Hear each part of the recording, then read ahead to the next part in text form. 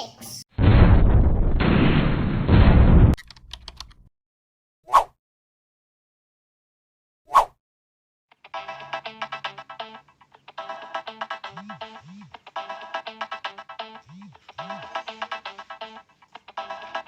The flower comes in different shades of.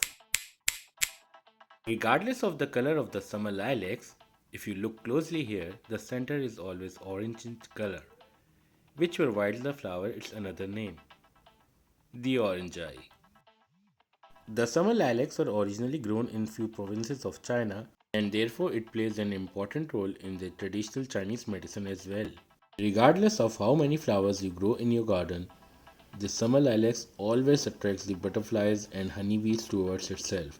It is an absolutely amazing sight to watch so many butterflies roaming around the summer lilac plants, which provides the flower with yet another and one of the most common names.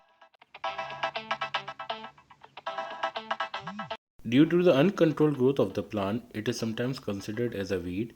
The gardeners usually remove the flower from the plants after 10 days of blossoming. It is indeed a very challenging task to curtail the uncontrolled growth of the plant of butterfly bush.